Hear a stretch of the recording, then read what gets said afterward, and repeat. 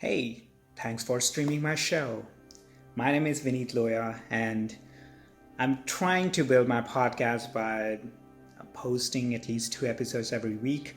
In the past, I've been really slacky about it, but I'm trying to keep up and post regular shows.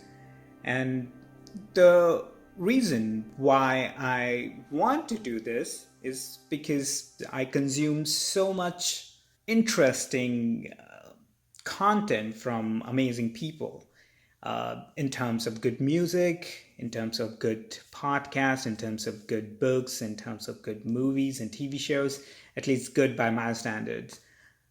But then at the same time, while consuming all of these content, I was thinking about the legacy all of those creators have left behind. Like some of these podcasts will have a deeper time print for the decades or even for the centuries to come because it is so rich in its content, in its information, and adding value to people's life.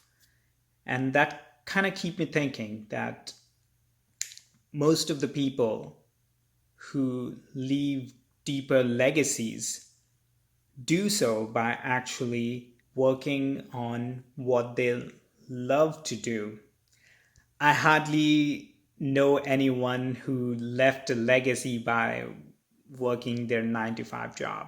And I guess that is one of the reasons why most of the people end up leaving a different kind of legacy, which is biological legacy in terms of their children and offspring. And even that is important for the society to function. And also, maybe their offspring will turn into a legend down the road, which helps the society indirectly.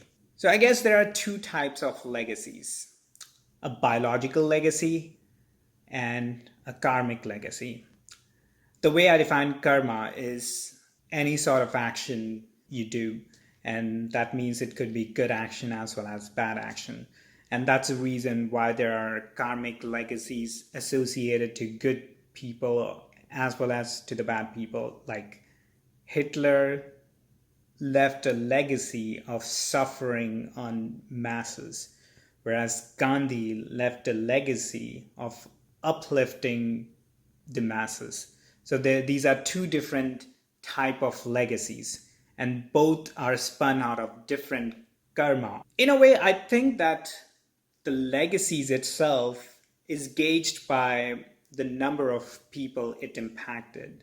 For an example, my podcast don't have a lot of listeners at the moment. So if I die today, my legacy would be very limited. But when I look at Joe Rogan's podcast, for an example, he has millions of followers. So his legacy will be impacting so many people. And that's why I see him taking up more responsible role, which is also important because the number of people you impact in the real life put in more pressure on you to produce quality content, be more serviceful to the society at large. And that's the other part of it. I feel that the people who have the greater impact in the society are the one which add value to the society.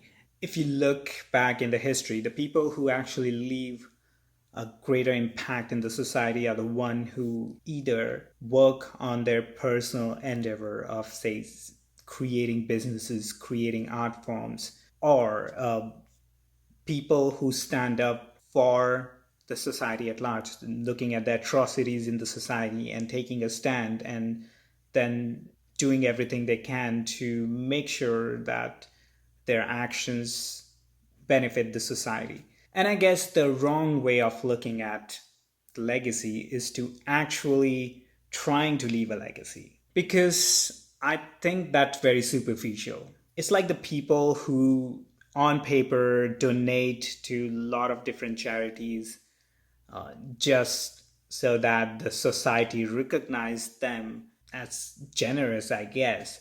And they want to leave their legacy in terms of this social acceptance. But if it's not coming from the best of the intention, then in a way it's meaningless. Even their legacy may not stick. I get that it still is helpful because their money is useful and will be helping a lot of underprivileged people. On the other end, people who come from good intention, even if they have limited amount of money, but have genuine interest in uplifting the society, will have a deeper impact. I guess this podcast is my attempt to add some value into your life. And I hope I succeeded in doing so. Until next time, love and peace.